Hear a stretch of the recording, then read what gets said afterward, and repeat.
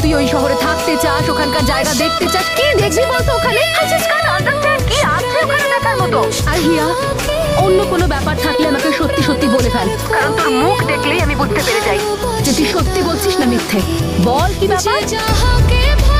মম, আমি তোমাকে সত্যিটা বলতে পারবো না, কারণ আমি জানি তুমি কখনো বুঝবে না।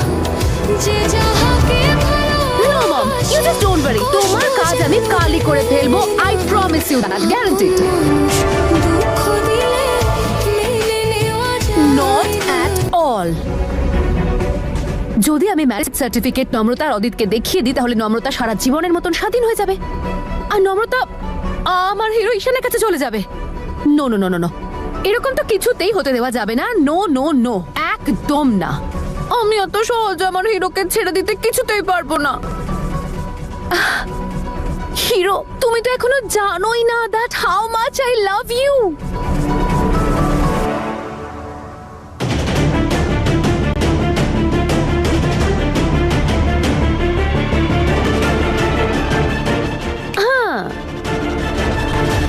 আমি জানি মা, আমি আর নম্রতা এক হতে পারবো না, কিন্তু এই প্রত্যেক দিনের অত্যাচার থেকে আমি নম্রতাকে বাঁচাতে তো পারি। আচ্ছা, কিভাবে আর কি করবি তুই?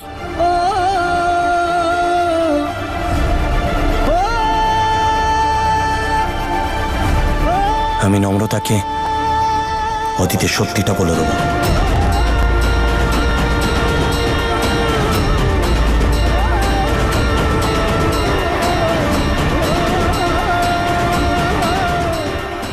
তোর মাথা ঠিক আছে তো? তুই জানিস তুই কি বলছিস? নিজের ভালোবাসা ফিরে পেতে তুই ওর সংসার ভেঙে দিবি, ওর বিয়েটা ভেঙে দিবি? প্লিজ, আমি নম্রতার সংসার কেন ভাঙবো? আমি ওকে শুধু সত্যিটা বলতে চাই, ব্যাস এইটুকুই। তারপর যেটা করার নম্রতা করবে, ওর যা ইচ্ছে সেটাই করবে, কিন্তু ওকে সত্যিটা তো বলতেই পারি। অবশ্যই পারি। আমাদের বন্ধুত্বের খাতিরে, ওর জীবনের একটা অংশ হওয়ার খাতিরে, এটা আমার দায়িত্ব ওকে জানানোর।